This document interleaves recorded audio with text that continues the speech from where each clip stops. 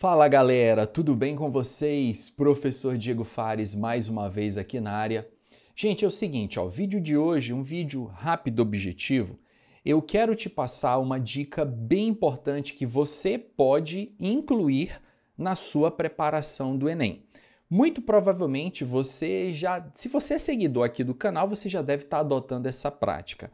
Mas caso você ainda não esteja, vale muito a pena resolver as questões do Enem versão PPL, ou também chamado Enem segunda aplicação.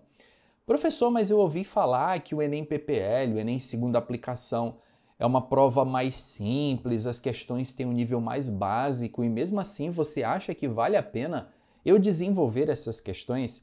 E a resposta direta, gente, é sim, vale muito a pena. Por vários motivos, posso citar alguns aqui para vocês. Primeiro é que se você só treina pelas questões do Enem principal, você fica limitado ao número muito restrito de questões. Lembrando que não vale a pena você pegar Enems muito antigos, porque a prova mudou muito ao longo dos anos. Então, tipo, você vai treinar com as provas do Enem de 2014, de 2015, sabe? Já são provas um pouco mais antigas. Então, a ideia é que você pegue para treinar as provas mais atuais, as mais recentes possíveis. E se você só faz isso com o Enem principal, você fica com um número de questões muito restrito. Esse é o primeiro ponto. Segundo ponto que eu preciso falar para vocês. Vamos supor que você resolva fazer um simulado com questões inéditas de algum sistema de ensino. Então, algum sistema de ensino proporcionou para você questões inéditas do Enem e você vai fazer. É válido? Sim, é válido. Mas, galera, só as questões do Enem que foram usadas na prova do Enem estão 100% dentro da proposta do Enem, estão 100% dentro da matriz de referência do Enem, estão 100% calibradas pela TRI, sabe? Por mais que você faça questões no estilo Enem, por exemplo, eu como professor posso elaborar questões no estilo Enem, mas só as questões verdadeiramente do exame é que vão me dar essa real noção de como isso pode cair na prova. E sim, por mais que a prova do Enem PPL tenha um nível ali um pouco mais baixo e talvez muitos especialistas digam que não é bem assim, a gente percebe na prática que sim, você tem ali questões. Claro, não são todas, tá, gente? Mas de um modo geral, questões de nível mais brando.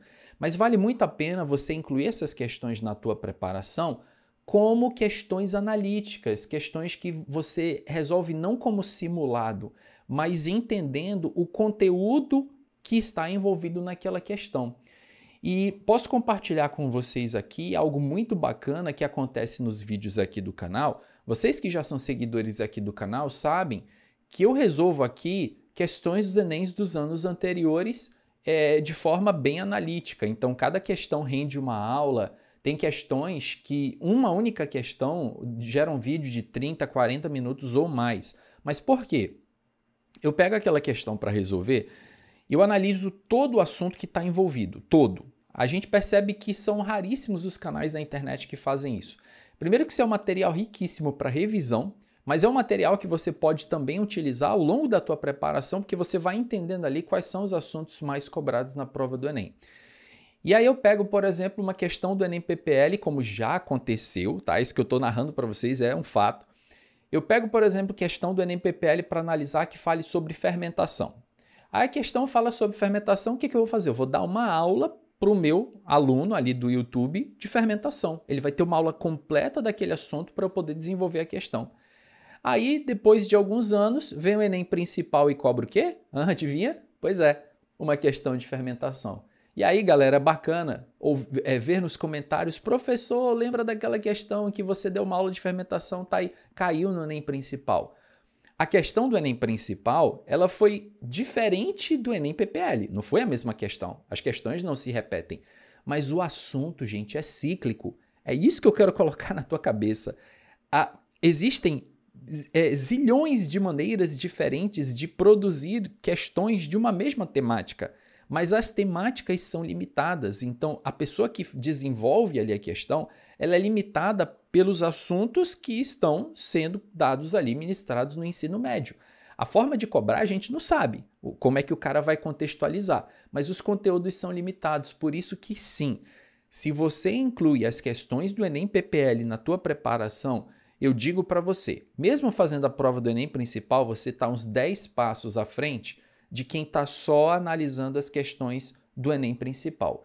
E eu quero mostrar para vocês aqui, na tela do meu computador, um detalhe bem bacana. Dá uma olhada nisso aqui, galera. Isso aqui é o arquivo que eu tenho com todas as questões do Enem PPL que eu resolvi.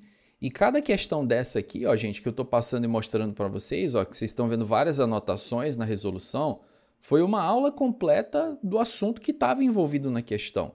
Todas as questões de química aqui, ó, que envolviam essa questão, uma aula completa aqui de hidrólise de éster, falei sobre saponificação, ainda complementei aqui falando sobre rancidez, que era algo que o enunciado falava. Falei sobre a reação de transesterificação, que era que formava o biodiesel, que não tinha nada a ver com a questão, mas era um complemento.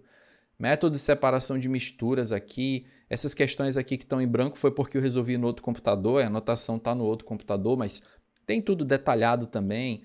Aqui, ó, uma questão que fala sobre radioatividade, eu já peguei, já dei uma aula aqui de partículas radioativas. Aí já falei sobre tempo de meia-vida também, já puxei uma questão aqui para complementar aquela do Enem. Outras questões aqui de energia de rede, ó, energia reticular, expliquei a diferença. Aí, ó, os slides que vocês estão vendo aqui, ó, são referentes à aula que foi dada nessa questão. Aí aqui falando sobre alguns tipos como se fossem indicadores aqui, substâncias que mudam de cor dependendo do pH do meio, carboidratos. Então, galera, olha só, aí na sequência eu dei uma aula sobre carboidratos, falei sobre a estrutura dos açúcares. Então, tudo isso aqui, gente, é um material riquíssimo para você se preparar para a prova do Enem. Então, quando a gente fala em preparação para a prova do Enem, eu particularmente prefiro adotar a estratégia do não inventar a roda. Fazer o feijão com arroz, mas bem feito, e diversificando a resolução, incluindo sim as questões do Enem PPL. Vale muito a pena, fica essa dica, e eu garanto para você que se você analisar as questões do Enem PPL, mas é analisar, gente, não é só resolver, lembra? Resolver, todo mundo resolve, mas eu quero que você faça uma resolução analítica, entendendo o conteúdo envolvido, o texto base, enfim, tudo aquilo que a grande maioria dos alunos não faz e que certamente vai te diferenciar da multidão, beleza? Eu quero saber aqui nos comentários se você já usava as questões do Enem PPL na tua preparação e como você resolvia essas questões. Você fazia uma resolução analítica dessas questões, estudo ativo por questões, ou você fazia essas provas do Enem PPL como simulado? Conta aqui para mim nos comentários qual é a estratégia que você adota, que eu vou adorar ler os comentários de vocês. No mais é isso, galera. Vou ficando por aqui e vejo vocês no próximo vídeo aqui do canal. Grande abraço a todos e até a próxima. Valeu!